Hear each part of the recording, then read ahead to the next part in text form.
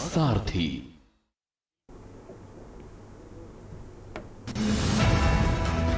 लाल किले पर लगातार 11वां ध्वजारोहण। पीएम मोदी डॉक्टर मनमोहन सिंह को छोड़ेंगे पीछे। 18,000 लोगों को आमंत्रण।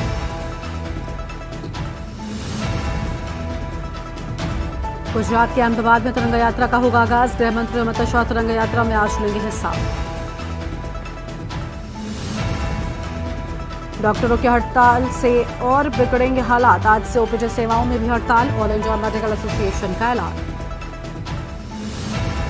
Kolkata doctor rape murder case मामले की हाईकोर्ट में सुनवाई आज। पोस्टमार्टम रिपोर्ट में खुलासा, चश्मा टूटने से आंख में घुसे थे शीशे के टुकड़े।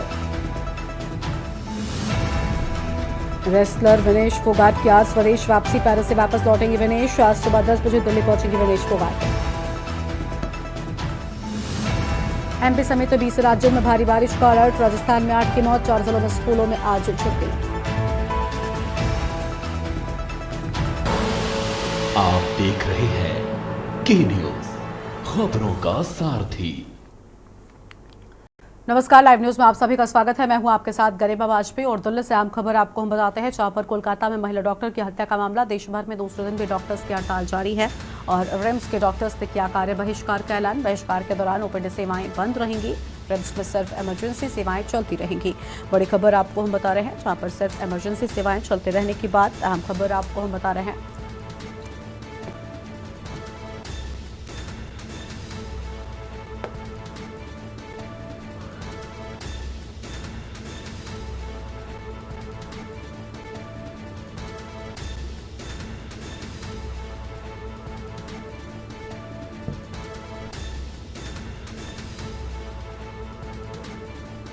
आम खबर आपको हम बता दें,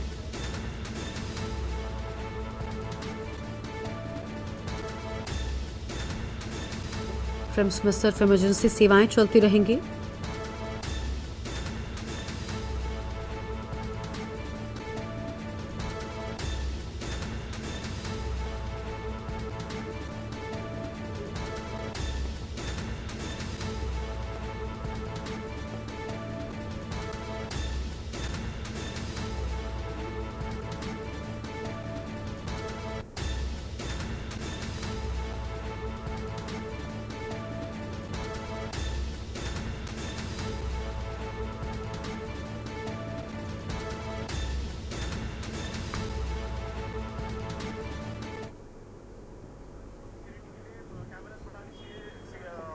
बहुत सारी जगह पे तो सिक्योरिटीज जो है, सिक्योरिटीज की पोस्ट भी नहीं पूरे भरे नहीं गए हैं वो वैकेंट में, ताकि जो भी उनके पर्सनल रीजन हो।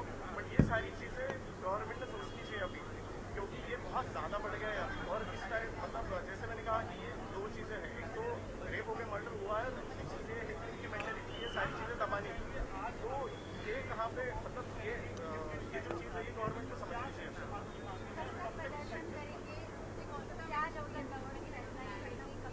जब तक सीधी भाषा में बात की जाए तो जब तक सरकार का दिमाग नहीं खुलता तब तक हम ये प्रदर्शन जारी रखने वाले। वहाँ पे बैठ के डिसीजन लेना उनके लिए आसान हो सकता है। यहाँ पे हम 24/7 काम कर रहे हैं, 36 आवर्स की ड्यूटी रहती है और ऐसी ड्यूटी करते हैं कि हम अगर सेफ फील नहीं करते, हमारे बाकी डॉक्टर से सेफ फील नहीं करते, तो there is no point on doing this duty. तो जब तक गवर्नमेंट इसमें प्रॉपर सोल्यूशन नहीं देता और जो भी इसमें इन्वॉल्व है, जितने भी इसमें इन्वॉल्व है, उनको सजा होके जो विक्टिम है उसको जस्टिस नहीं मिलता, तब तक ये हमारा चलने वाला है। डॉक्टर दिग्विजय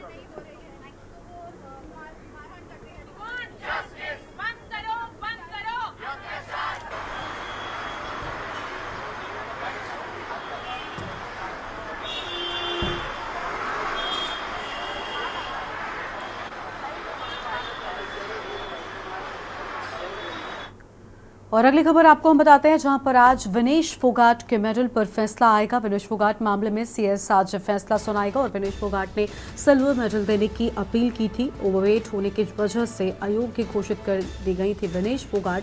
आपको बता दें कि उनका महज 100 ग्राम वजन ज्यादा था, जिसके चलते मैच खेलने के लिए अयोग्य घोषित कर दी गई थी। लेकिन आज उनकी ओर से जो अपील सीएस से की गई थी उस पर फैसला आ सकता है और उन्होंने सिल्वर मेडल की अपील की थी। साझा सिल्वर मेडल की बात उनकी ओर से कही गई थी। पेरिस से अहम खबर आपको हम बता रहे हैं, जहां पर ओलंपिक्स 2024 का एक ओर जहां समापन हो चुका है, लेकिन दूसरी ओर विनेश फोगाट के मामले को लेकर आज फैसला संभव है। आज बड़ा फैसला आ सकता है। भारत की नजरें इस फैसले पर टिकी हुई हैं। विनेश फोगाट ने बेहद शानदार परफॉर्म किया, लेकिन अपने अंतिम मैच में जब उनका मुकाबला होना था, जब गोल्ड मेडल के लिए वो लड़ती, उस वक्त उनका वजन 100 ग्राम ज्यादा निकला और जिसके चलते वो मैच खेलने के लिए अयोग्य घोषित कर दी गई थी। आज विनेश फोगाट मामले में सीएसएफ अपना फैसला सुनाएगा और देश भर की नजरें इस फैसले पर टिकी हुई हैं।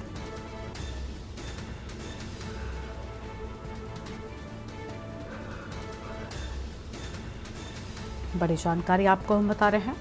विनेश फोगाट के मेडल पर आज फैसला सामने आएगा और सीएस आज फैसला सुनाएगा। ये बड़ी जानकारी आपको हम बता रहे हैं।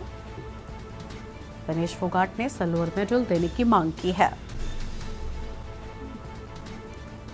ओवरवेट होने की वजह से अयोग्य घोषित हुई थी विनेश, और सीएस इस पूरे मामले पर, इस पूरी अपील पर आज फैसला सुनाएगा। बड़ी जानकारी आपको हम बता रहे हैं। विनेश फोगाट मामले में सीएस आज सुनाएगा फैसला।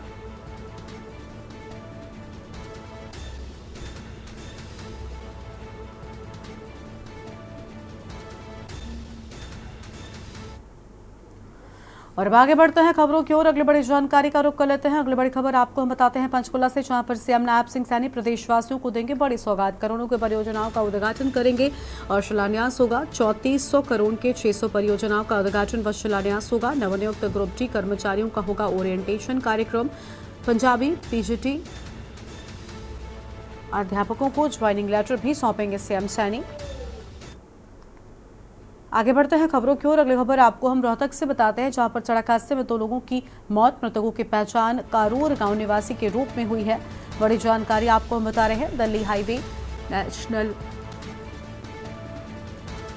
हाईवे 9 पर खरावड़ गांव के पास हादसा। बड़ी जानकारी आपको हम बता रहे हैं। मौके पर पहुंची पुलिस। बड़ी जानकारी आपको हम बता दें।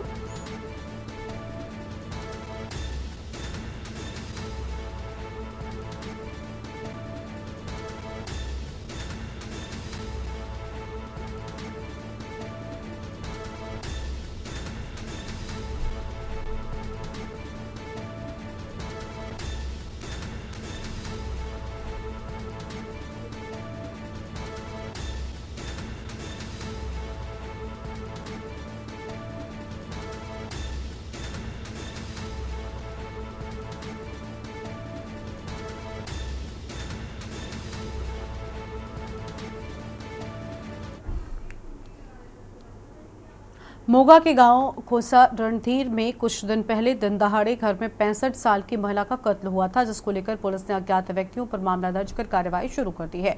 पुलिस ने कार्रवाई करते हुए मृतक महिला महेंद्र कौर की बहू को हिरासत में लिया और इस कत्ल की गुत्थी को सुलझा दिया।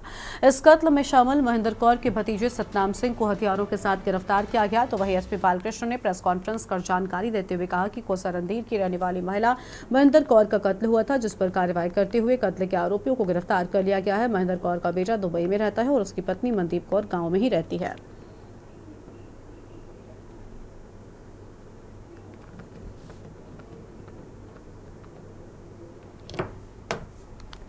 Haryana civil dental surgeon association के बैनर तले जिला यमुनानगर में कार्यरत सभी सिविल डेंटल सर्जन ने doctor Manjeet Singh civil surgeon Yamunanagar को एसोसिएशन के द्वारा पारित हरियाणा सरकार के नाम ज्ञापन सौंपा और इस ज्ञापन के माध्यम से सभी डेंटल सर्जनर्स ने सरकार को अपनी मांगों को लेकर एक बार फिर अवगत कराया है। स्वास्थ्य विभाग में कार्यरत सभी सरकारी डेंटल सर्जन डॉक्टर अपने साथ पिछले 16 सालों से हो रहे भेदभाव को दूर करने और अपनी मांगों को लेकर सिविल डेंटल सर्जन एसोसिएशन के माध्यम से सरकार से अनुरोध कर चुके हैं, लेकिन उनके साथ हो रहे अन्याय का समाधान न होने के फलस्वरूप Haryana civil dental surgeon association की राज्य कार्यकारिणी ने एकापात बैठक कर लोकतंत्र की भावना के अनुरूप आंदोलन करने का निर्णय भी लिया है।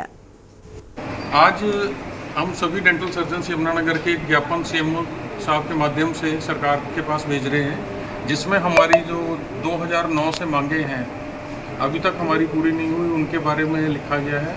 जिसके अंदर जो मेन है वो है 5, 10 और 15 साल पे 100% कैडर के लिए एसीपी उसके बाद प्रमोशन की है कि जो 50 बेड के हॉस्पिटल हैं उसके अंदर एक सीनियर डेंटल सर्जन की पोस्ट हो, 2 डिप्टी डायरेक्टर डेंटल के हों, और जो हमारे जो फर्स्ट एंट्रेंस है वो क्लास 1 हो। उसके अंदर जैसे MBBS वालों का है, जो क्लास 1 पे एंट्रेंस है उनकी, हमारी भी एंट्रेंस उसका क्लास 1 में हो। काफ़ी टाइम से चल रहा था सरकार की तरफ से कि कुछ पॉजिटिव रिस्पांस थे, इसलिए वेट कर रहे थे। अब काफ़ी इंतज़ार के बाद जो हमारी स्टेट बॉडी है उन्होंने डिसाइड किया कि हम पहले काले रिबन लगा के अपना 12 और 13 तारीख को ज्ञापन देंगे CMO साहब के माध्यम से और DC साहब के माध्यम से। उसके बाद जैसे जैसे स्टेट बॉडी की तरफ से हमारे पास जो इंस्ट्रक्शंस आएंगी उसके हिसाब से हम अपना काम करेंगे। कांकेर से खबर है, जहां पर जिले में जंगली जानवरों की दहशत जारी है और पीजी कॉलेज के पीछे देखा गया भालू। लोगों ने भालू का नहाते हुए वीडियो भी बनाया है और भालू के नहाने का वीडियो वायरल हो गया है। अहम खबर आपको हम बता रहे हैं, जहां पर बड़ी जानकारी सामने आई है। कांकेर से खबर आपको हम बता रहे हैं, पीजी कॉलेज के पीछे भालू देखा गया है।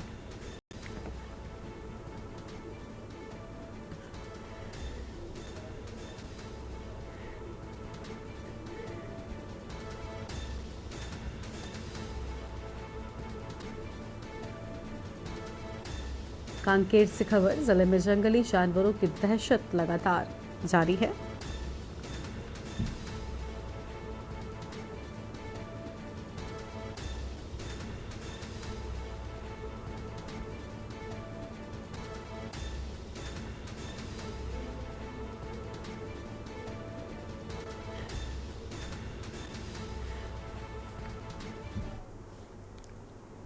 और एक ब्रेक के लिए यहां पर रुकते हैं, जल्द लौटेंगे।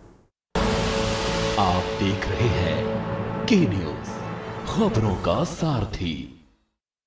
ब्रेक के बाद आप सभी का स्वागत है। मुरैना से खबर, जहां ओवरफ्लो होकर फूटा टोंगा तालाब। सबलगढ़ के टोंगा तालाब में आई दरार, तालाब का कुछ हिस्सा फूटा, तेजी से निकल रहा पानी। आधा दर्जन गांव में भरा तालाब का पानी, खेतों में फसल बर्बाद होने की आशंका है। मौके पर पहुंचे प्रशासनिक अधिकारी, राहत कार्य जारी है। जल संसाधन अधिकारी भी मौके पर मौजूद हैं। ये बड़ी जानकारी आपको हम बता रहे हैं।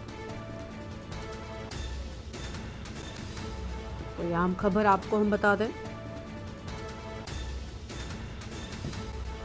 आधा दर्जन गांव में भरा है तालाब का पानी।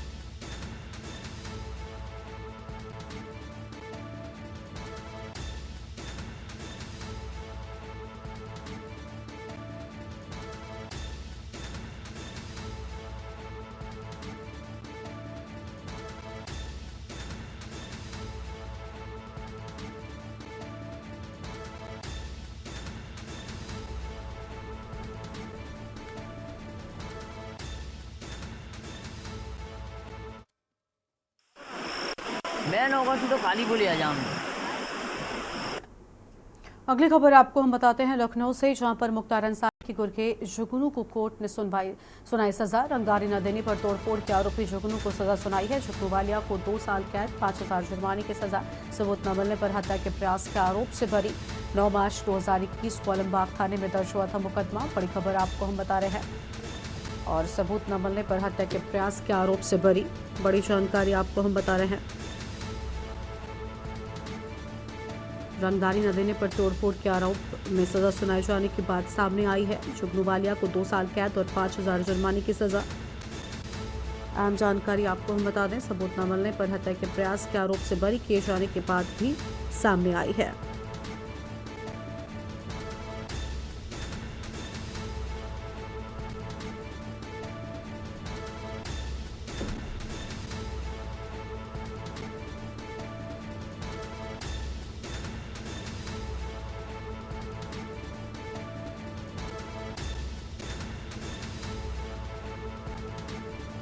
आम खबर आपको हम बता रहे हैं।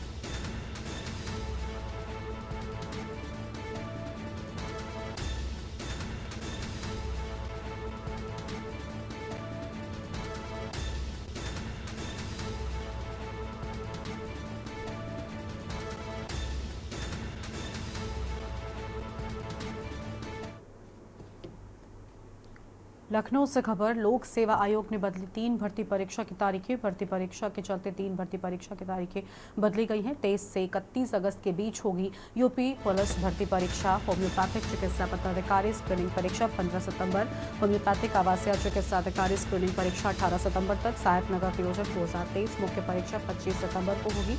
आयोग के सचिव अशोक कुमार की ओर से संशोधित तिथि जारी किए जाने की बात सामने आई है।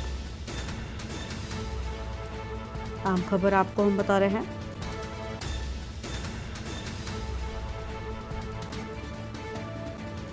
बड़ी जानकारी आपको हम बता दें।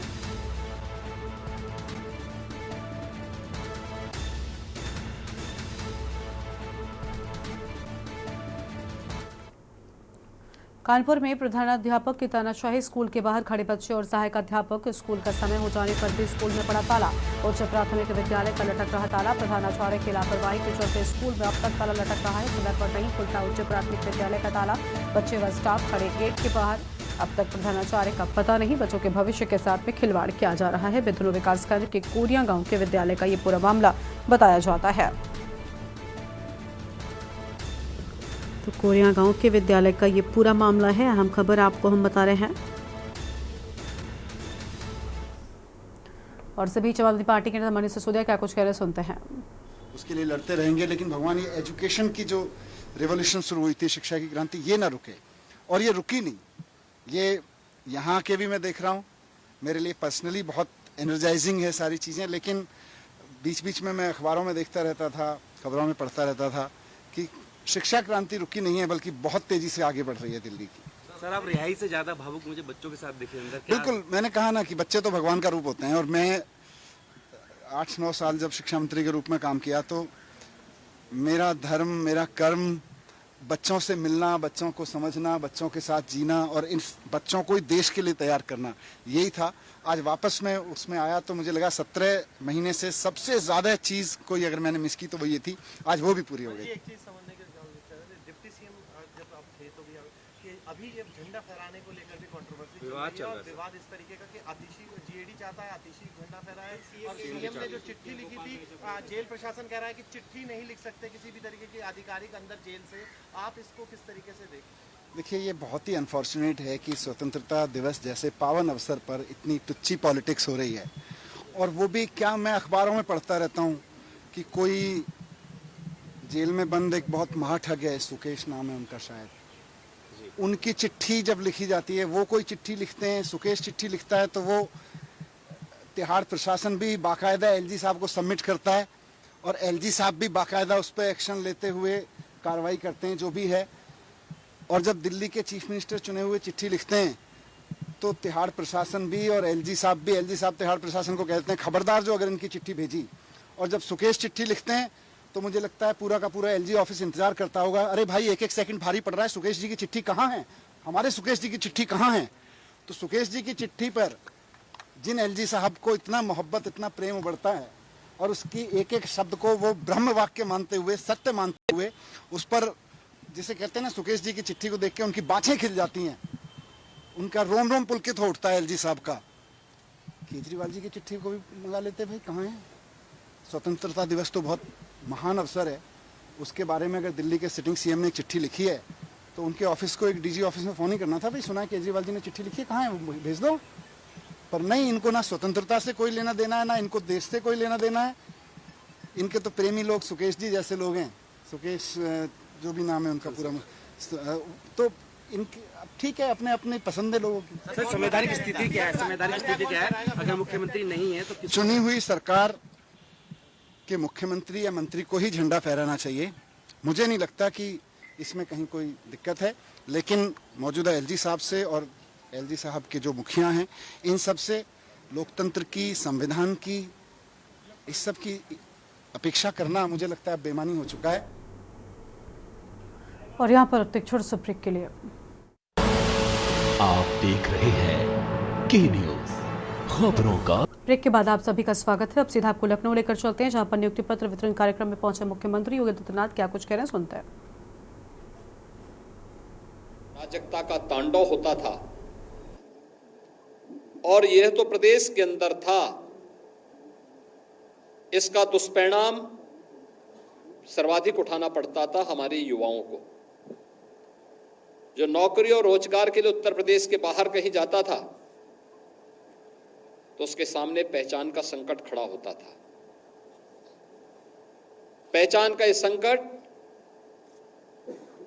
खड़ा करने वाले वही लोग हैं जो आज विभिन्न नाम और रूपों के साथ फिर से, यानी कारनामे वही हैं लेकिन हुलिया बदल करके फिर से आपके सामने बहकाने के लिए आए हैं। मैं देख रहा था जब बालिका को मैं नियुक्ति पत्र दे रहा था तो उस बालिका के मुंह से निकला कि खटाखट ये है जो आज हमें नियुक्ति पत्र प्राप्त हो रहा है, वो नहीं जो अप्रैल मई के अंदर सुनने को मिल रहा था। अप्रैल और मई के अंदर भी आपने सुना होगा खटाखट क्या होता है। और उस समय 1-1 लाख रुपए के बॉन्ड पत्र भराए गए थे। 1 लाख रुपया है, न उससे मिलने वाला 8,500 रुपया है। और खटाखट वाले भी अपने पिकनिक मनाने के लिए फिर निकल चुके हैं देश के अंदर।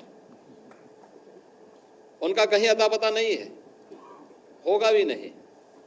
ये लोग आएंगे फिर वही, जब मौसम आएगा तो फिर अपने मौसम के अनुसार फिर समाज को विभाजित करने के लिए, अराजकता फैलाने के लिए, धोखे से लॉटरी अगर कभी लग गई तो फिर प्रदेश को नोचने के लिए। आज मैं कह सकता हूं उत्तर प्रदेश के सामने पहचान का संकट नहीं है, कोई पहचान का संकट नहीं है। उत्तर प्रदेश की टीम ने जो कार्य किया है और डबल इंजन सरकार का जो लाभ उत्तर प्रदेश को प्राप्त हुआ है, आज उसका परिणाम है कि उत्तर प्रदेश जो 2017 तक देश की 6-7वीं अर्थव्यवस्था थी, आज नंबर 2 की अर्थव्यवस्था बन चुकी है और देश के किसी भी राज्य की तुलना में सबसे अच्छी आर्थिक प्रगति करने वाला, इकोनॉमिक ग्रोथ के रूप में सबसे अच्छी ग्रोथ के रूप में जो राज्य आज के दिन पे आगे बढ़ रहा है वो उत्तर प्रदेश है। प्रधानमंत्री मोदी जी के संकल्पों को आगे बढ़ाने के लिए प्रतिबद्ध दिखाई देता हुआ उत्तर प्रदेश है। युवाओं के लिए, किसानों के लिए, महिलाओं के लिए, गरीबों के लिए योजनाओं को प्रभावी ढंग से जमीनी धरातल पर उतारने के लिए किए जाने वाले रिफॉर्म में अग्रणी उत्तर प्रदेश है। और उत्तर प्रदेश के युवा के सामने, उत्तर प्रदेश के नागरिकों के सामने आज के दिन पे कोई पहचान का संकट भी नहीं है।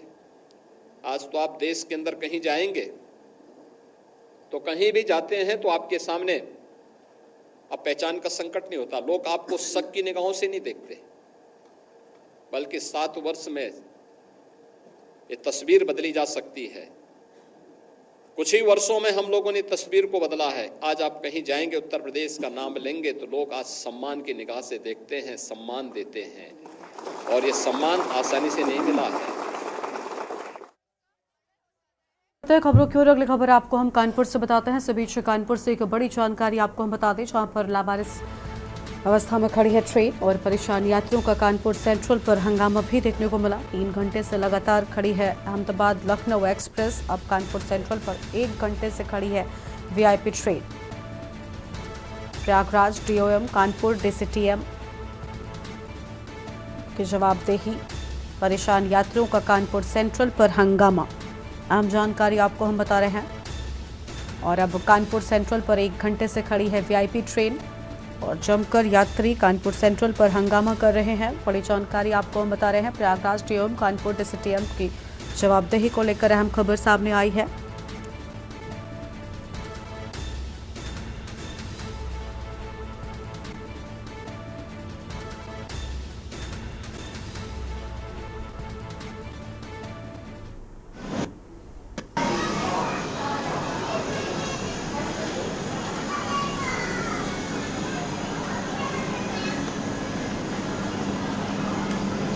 अहम जानकारी आपको हम बता रहे हैं। और इसी खबर पर बातचीत करने के लिए हमारे साथ अहम लोग भी जुड़ेंगे, लेकिन बड़ी खबर आपको हम बता दें, कानपुर सेंट्रल पर 1 घंटे से खड़ी है वीआईपी ट्रेन।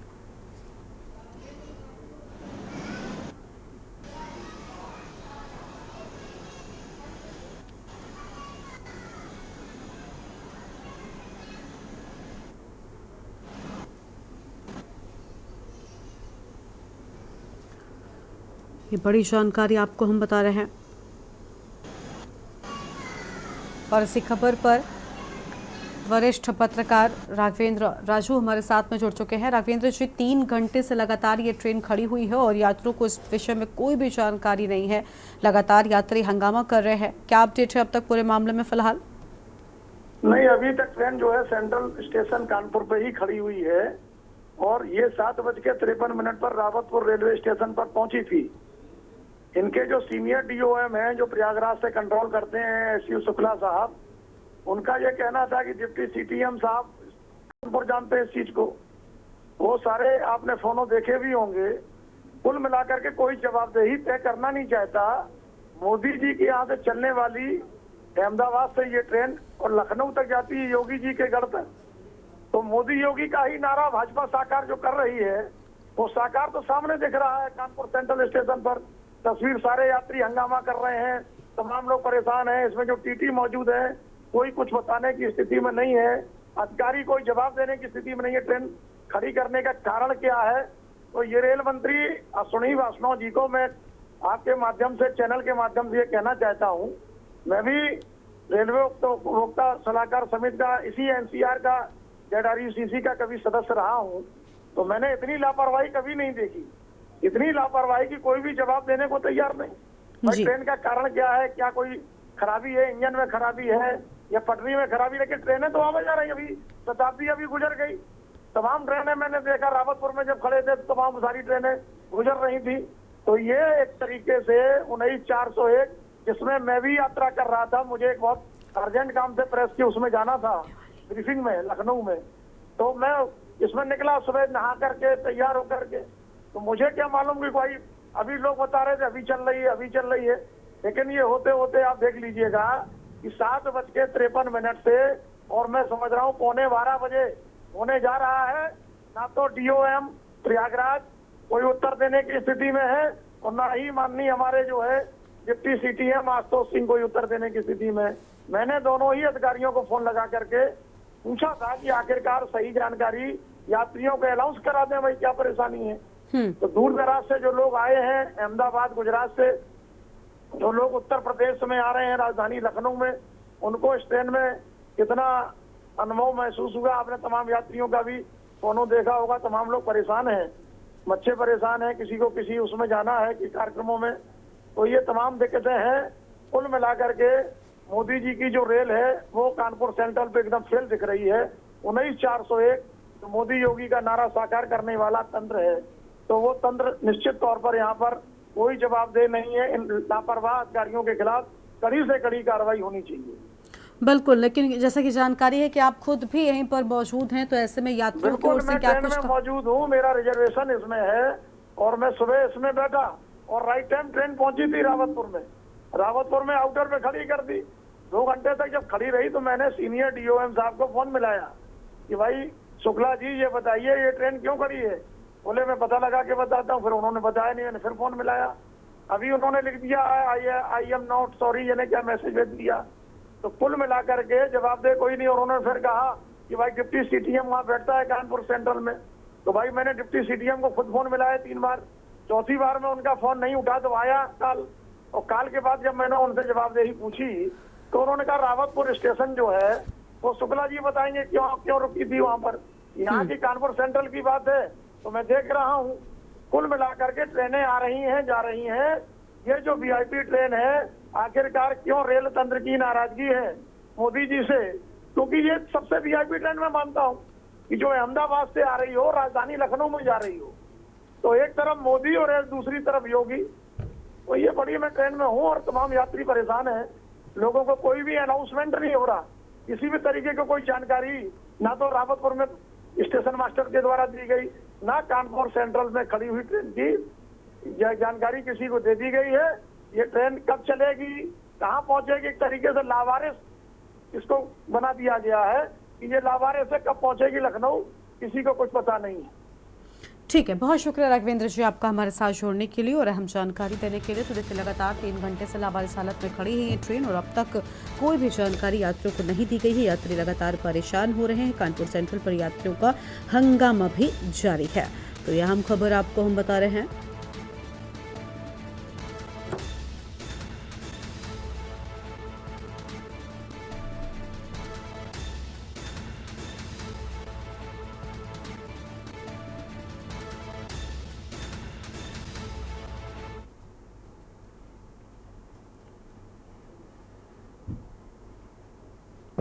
और अब एक बार फिर से आपको लखनऊ लेकर चलते हैं, जहां पर मुख्यमंत्री योगी क्या कुछ कह रहे हैं, सुन लेते हैं। जो लोग स्वयं तो कर नहीं सकते थे, लेकिन आज उन्हें इस बात का मलाल रहता है कि हम कुछ नहीं कर पा रहे थे, ये सरकार कैसे कर दे रही है। इसके लिए अपने उस गिरोह को आगे करके किसी न किसी प्रकार से अफवाह पैदा करना, समाज में अनावश्यक रूप से एक माहौल खराब करने का प्रयास करना और उसके माध्यम से लोगों को गुमराह करने का प्रयास करके लोगों के मन में एक इस प्रकार का भाव कि कहीं ऐसा तो नहीं है जिसके कारण जो है हमारे साथ अन्याय हो। प्रदेश सरकार ने तमाम अच्छे प्रयास किए, उन प्रयासों के परिणाम सामने आ रहे हैं। हमारा युवा किसी भी प्रतियोगी परीक्षाओं की तैयारी के लिए हो या किसी भी शासन की नौकरी के लिए, प्रदेश सरकार ने उनके लिए अभ्युदय कोचिंग की व्यवस्था भी प्रारंभ की। बहुत सारे जनपदों में सफलतापूर्वक चल रहे हैं। जब भी हम अधीनस्थ सेवा चयन आयोग और उत्तर प्रदेश लोक सेवा आयोग के परिणामों को देखते हैं या यूपीएससी की परीक्षा के परिणाम को देखते हैं और अभ्युदय कोचिंग से निकले हुए छात्रों को देखते हैं, वे यूथ हमसे मिलने के लिए आते हैं कि हमने अभ्युदय कोचिंग से प्रशिक्षण लिया था, वहां पे हमने इस कोचिंग के साथ जुड़ करके हमें सफलता प्राप्त हुई। अच्छा लगता है कि चलिए हम लोगों का एक प्रयास सार्थक हुआ, इस युवा को इसके नाम पर नौकरी मिली। या सरकार ने अपने शिक्षा के केंद्र को भी, जो हमारे उच्च शिक्षा के केंद्र थे, टेक्निकल एजुकेशन से जुड़े हुए थे, मेडिकल एजुकेशन से जुड़े हुए थे, वोकेशनल एजुकेशन से जुड़े हुए थे, इन सब की भी स्ट्रेंथनिंग की, इनकी सुदृढ़ता के लिए भी कदम उठाए। परिणाम सामने आ रहे हैं। युवा की आकांक्षा के अनुरूप उन्हें कार्य देना, अधिक से अधिक रोजगार का सृजन करना, नए क्षेत्रों को तलाशना, वहां पर उत्तर प्रदेश का यूथ जा सके, उत्तर प्रदेश के विकास में योगदान कर सके, ये शासन के स्तर पर डबल इंजन सरकार की मंशा के अनुरूप प्रधानमंत्री मोदी जी के मार्गदर्शन में लगातार प्रयास किए जा रहे हैं और ये मिशन रोजगार उसी का हिस्सा है। लेकिन जो लोग स्वयं तो कर नहीं सकते थे, लेकिन आज इस पारदर्शी प्रक्रिया में व्यवधान डालने का कार्य करते हैं, उन लोगों के द्वारा जो सच्चाई सामने है, और सच्चाई भी आप एक बार थोड़ा देख लें। उत्तर प्रदेश में 2012 से 17 के बीच में अधीनस्थ सेवा चयन उत्तर प्रदेश लोक सेवा आयोग के द्वारा जो चयन हुए थे, कुल 26,394 पदों पर कुल नियुक्ति की प्रक्रिया संपन्न हुई थी, जो कि इसमें से तमाम मामले अभी भी सीबीआई के जांच के दायरे में हैं। और उस समय के उत्तर प्रदेश लोक सेवा आयोग की छवि और उसकी कार्य प्रणाली, मुझे लगता है उत्तर प्रदेश का उस समय का कोई ऐसा युवा नहीं रहा होगा जिसने प्रश्न न खड़े किए हों उसके लिए। और उस समय सामान्य पद की जो भर्ती हुई थी उसमें 13,469, ओबीसी के कुल 6,964, एससी के 5,634 और एसटी के 327 युवाओं का चयन हुआ था। ओबीसी का जो प्रतिशत है इसमें केवल 26.38% है। और 17 से लेकर के अब तक हम लोगों ने जो प्रदेश के अंदर उत्तर प्रदेश लोक सेवा आयोग के माध्यम से चयन किया है, इनमें कुल चयन किया था उनकी 26,394 की तुलना में हम लोगों ने किया 46,675। और इसमें ओबीसी का जो कुल प्रतिशत है इसमें 17,929 ओबीसी के प्रत्याशी चयनित हुए हैं, जिनका प्रतिशत है 38.41%। और अगर ओबीसी एससी एसटी के प्रतिशत को हम देखेंगे तो यह 60% से अधिक चयन केवल इस वर्ग से हुए हैं। ऐसे ही अधीनस्थ सेवा चयन आयोग में भी 2012 से 17 के बीच 19,312 कुल चयन हुए थे, और 17 से 24 के बीच में 42,409 से अधिक युवाओं को हम लोगों ने चयन की प्रक्रिया के साथ जोड़ करके शासन के द्वारा, संविधान के द्वारा या शासन के द्वारा निर्धारित आरक्षण की पूरी व्यवस्था का पालन करते हुए उन्हें नियुक्ति पत्र दिया है। और आज वे सभी युवा प्रदेश के विकास में अपना योगदान दे रहे हैं। मेरी आप सब युवाओं से एक बात की मैं आग्रह करूंगा, आपने देखा होगा, आपने जब नियुक्ति की प्रक्रिया के साथ आप जुड़े थे, उस नियुक्ति की प्रक्रिया के साथ जुड़ते ही आपने देखा होगा किसी भी स्तर पर आपको कहीं से सिफारिश कराने की नौबत आपके सामने नहीं आई। और ऐसे ही मैं अभी आपसे अपील करूंगा कि नियुक्ति पत्र देने के लिए मैं स्वयं खड़ा होता हूं। यहाँ पे मेरे साथ संबंधित विभाग के मंत्रीगण आते हैं, उसके पीछे इस बात का दावा होता है कि हमने जो भी प्रक्रिया अपनाई है संबंधित बोर्ड या आयोग के माध्यम से पूरी पारदर्शिता और शुचिता का पालन करते हुए इस प्रक्रिया को आगे बढ़ाया है। और इसलिए मैं भी आपसे इस बारे में हम लोग भी अपेक्षा रखते हैं, अगर आपकी आकांक्षा के अनुरूप आपको नियुक्ति की प्रक्रिया के साथ जोड़ करके सरकारी नौकरी मिली है, तो आप भी वहां पर जो सबसे अच्छा हो सकता है उसको परफॉर्म करने के लिए अपने आप को तैयार करें। क्योंकि अगर प्रदेश विकास करेगा, उत्तर प्रदेश विकास करेगा, विकास के नए नए सोपान को छुएगा, तो इस विकास का सीधा लाभ देश को प्राप्त होगा। और अगर प्रधानमंत्री मोदी जी की मंशा के अनुरूप 2047 तक भारत को एक विकसित भारत के रूप में स्थापित करना है, तो हमें इसके लिए इसकी शुरुआत उत्तर प्रदेश में करनी होगी। और उत्तर प्रदेश के लिए सभी 25 करोड़ लोगों को इस संकल्प के साथ, प्रतिबद्धता के साथ जोड़ना पड़ेगा। ये प्रतिबद्धता के लिए जोड़ने के लिए मैं आपसे कहूंगा कि हम सरकारी नौकरी प्राप्त करने के बाद ये न माने कि साहब अब तो हमारी जिम्मेदारी समाप्त। हमारे मन में एक ललक होनी चाहिए और भी अच्छा करने की, अपने स्तर पर विभाग की छवि को और बेहतर करने की। जैसे ये 533 लोग केवल चिकित्सा स्वास्थ्य विभाग में ही सांख्यिकी के पद के रूप में इनका चयन वहां पे हुआ है। अब इतनी बड़ी तैनाती स्वास्थ्य विभाग में अकेले स्वास्थ्य विभाग में हो रही है तो सांख्यिकी शोध अधिकारी के रूप में अक्सर होता है। मैं 2019 में अचानक मुझे एक बार स्वास्थ्य विभाग के आंकड़ों को देखने का और नेशनल हेल्थ सर्वे की रिपोर्ट को देख करके मैं देख रहा था कि भाई हमारे यहाँ तो बेहतर रिजल्ट है, लेकिन हमारे यहाँ नेशनल हेल्थ सर्वे में हमारी रिपोर्ट को बहुत गलत तरीके से प्रस्तुत किया गया। हमने इसमें क्वेरीज की, भाई आखिर क्यों, ऐसा क्यों है? तो जानकारी मिली कि साहब यहां से हम लोग डाटा अपलोड ही नहीं करते। डाटा का कलेक्शन करना, सही तथ्यों को फिर यहां से अपलोड कर देना।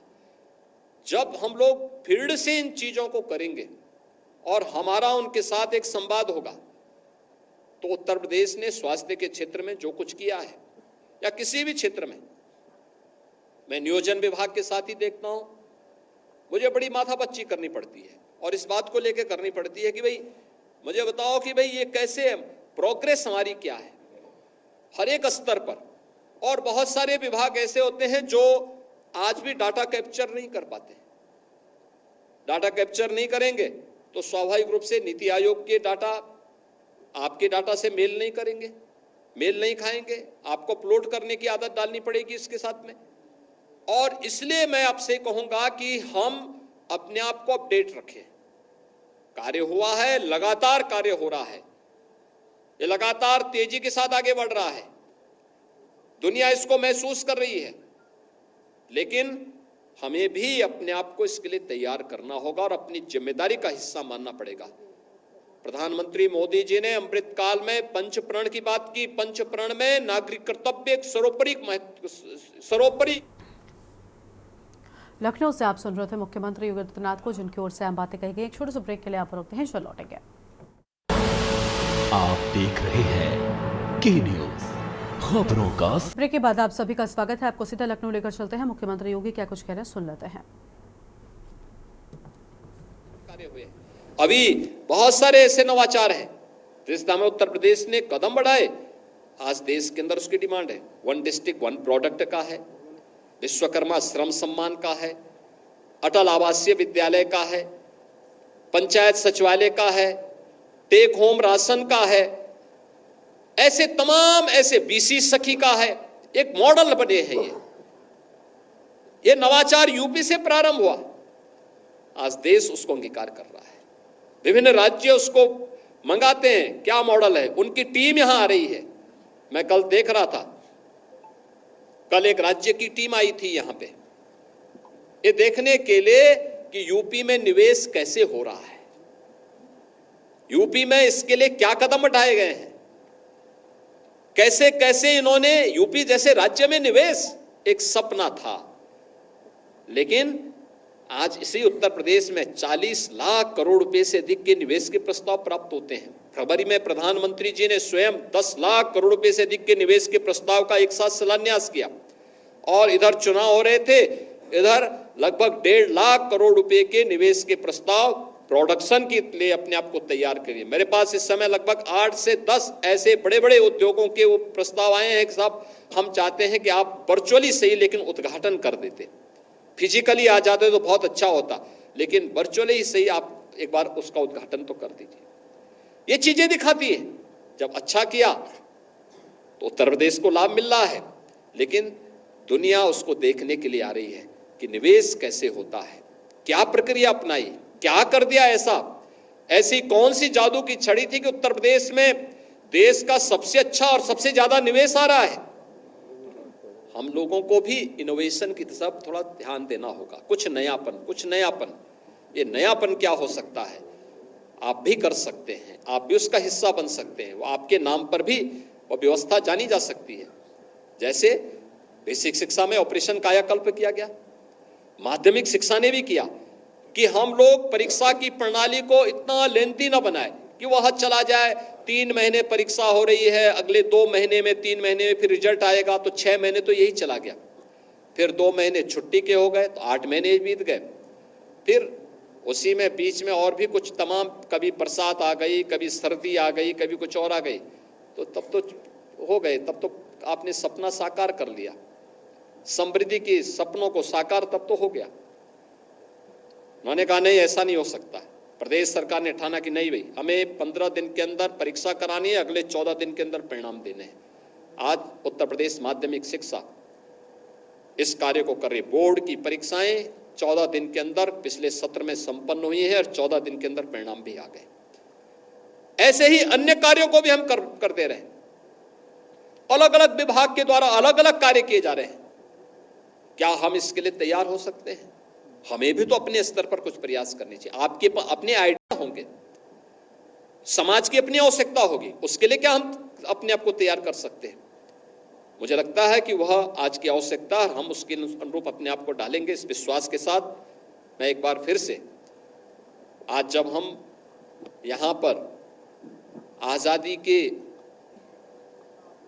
अमृत काल के ये दूसरे और देश की आजादी के 78वें दिवस के एक दिन पूर्व यहां पर एकत्र हुए हैं, मैं आप सबसे कहूंगा, आजादी का संकल्प पंच प्रण के साथ आगे बढ़ेगा। हर घर में तिरंगा भी लहराया जा रहा है। ये भारत के आन बान और शान का प्रतीक बनना चाहिए। हमें भी इसका हिस्सा बनना चाहिए। हम लोग दुनिया के अंदर अस्थिरता को देख करके सचेत हों।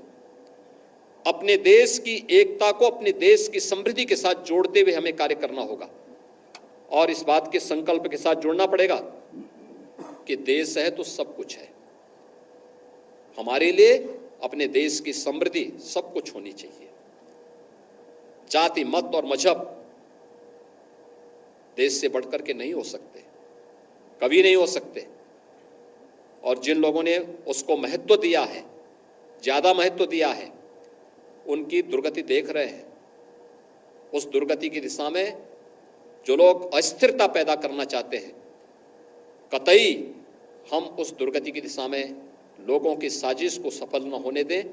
इस संकल्प के साथ मैं आज के इस अवसर पर आप सबको एक बार चयन के लिए आपके अभिभावकों को और आप सभी को, नव चयनित जितने भी हमारे 1036 युवा हैं, इन सबको मैं बधाई देता हूं और विश्वास व्यक्त करता हूं कि आपकी ऊर्जा और आपकी प्रतिभा का लाभ उत्तर प्रदेश को प्राप्त होगा और उत्तर प्रदेश की समृद्धि प्रधानमंत्री मोदी जी के विजन के अनुरूप एक ग्रोथ इंजन के रूप में भारत की $5 ट्रिलियन की इकोनॉमी को बढ़ाने और दुनिया की सबसे बड़ी अर्थव्यवस्था के रूप में भारत को स्थापित करने में सहायक होगा।